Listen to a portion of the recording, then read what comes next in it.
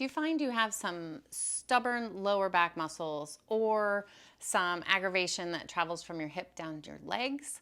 Well, based on the conversations I've been having, I feel this is a good time to address a way to assess your own hips that should help you with that. I'm Lori Frederick, owner of Balance Biomechanics, and this is your movement of the month. Okay, so what I'm going to give you is this position to start with that's going to help you assess your hip function on both sides. So this is going to look different for everyone. You may not be super comfortable getting into this position. Something called a Shin Box or a 90-90. Approximately, you want your shin parallel with, say, the yoga mat in front of you. If you don't have a mat, about that direction and then 90 degrees with the other shin.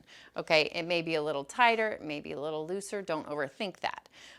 And you may find that you're not comfortable unless you lean over. That's okay too, you will get the same out of it. If you would like, you can try raising yourself up a little higher on something, and then that might be more comfortable, and you can do the same assessment from here, okay? So you get creative on what you need to get you into this position, trying to be square with your shoulders and your hips. That's more important. So if you can't be and it's really uncomfortable, then definitely prop yourself up on something. One, just sitting here and feeling the difference between sides is going to be needed. However, you can go into then actively testing internal and external rotation of your hips. Already, right, this hip is in internal rotation, this hip is in external rotation, okay? So from here, I need to do a little tip, but what I want to know is, can you lift this back foot off the ground and control it down? Can you lift the knee?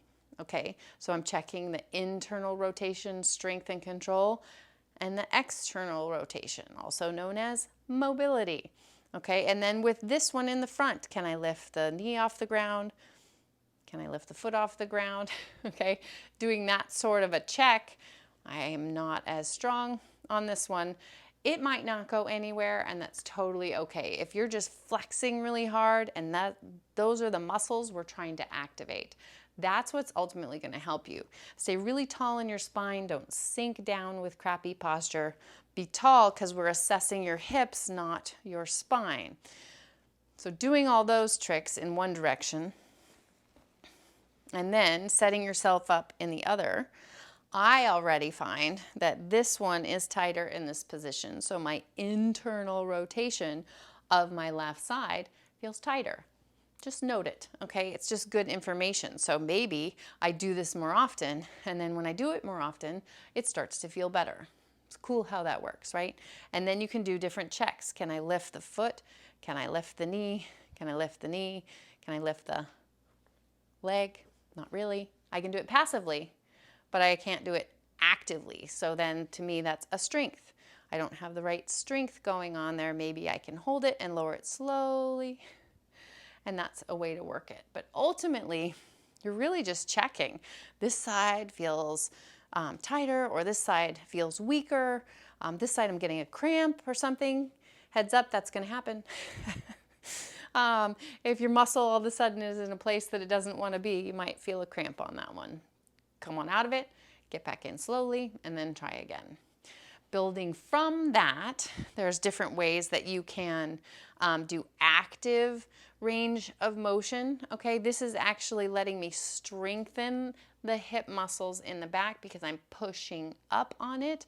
Maybe you have a little bit of fingertips on here to take some of the torso weight from you. There's a lot of ways to work this.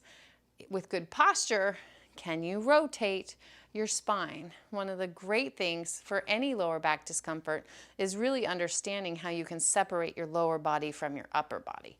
Can you move your upper body without the lower body?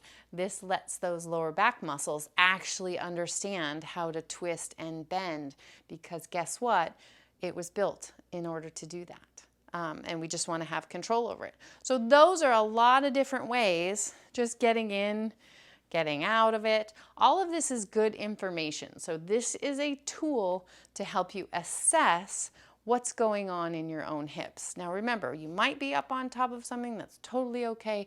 I would rather have you higher with good posture than lower and just dying down here, okay?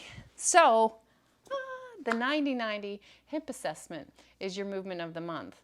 I hope this helps you out. Definitely let me know if you have any questions, and I'll see you on the next one.